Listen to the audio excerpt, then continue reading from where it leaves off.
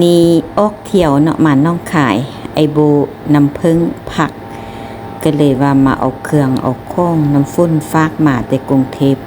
มาหับเอาอยู่น้องขายเนาะคนก็มาหลายวันเสาร์วันอาทิตย์นะเป็นเลาะห้างกันเบาเรื่องมา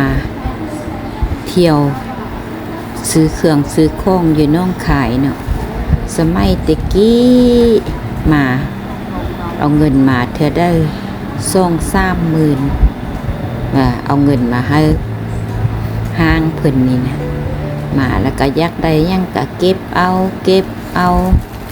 บ่พอกับไปโกดเอาอีกโอ้อันนั้นแหละเพิ่นว่ายามหมีเนาะ ยามนี้ก็เท่าละ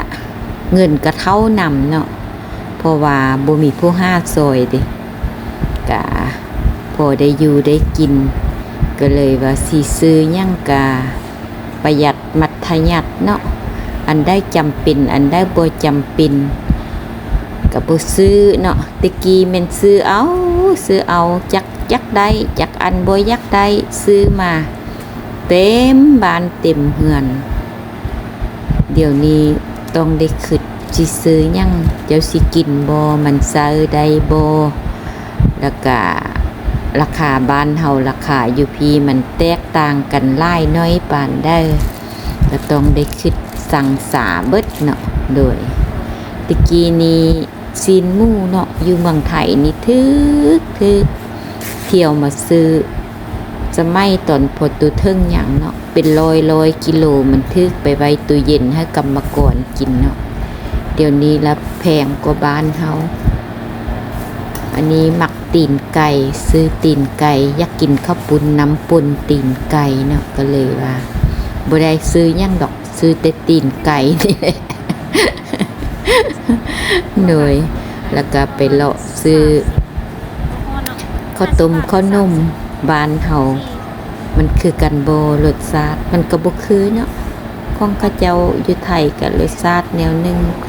บ้านเฮาก็รสชาติแนวนึงก็ซื้อน้อยนึงพอซิมเนาะผู้ละอันกินก็บ่หมดดอกผู้ละครึ่งก้อนเขาเจ้าก็แพ็คให้มีปังเกลือปังอบเนยเนาะได้มาก็มาเซ็กบ่เบิดหลาย ตะกี้2-3 หมื่นบ่พอเดี๋ยวนี้ก็ซื้อแต่สิ่งที่จำเป็นก็3,000-4,000ก็พอแล้วเนาะก็บ่ได้เอาหยังหลาย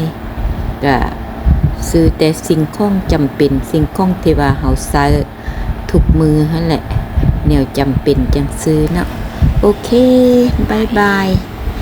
พบกันคลิปหน้า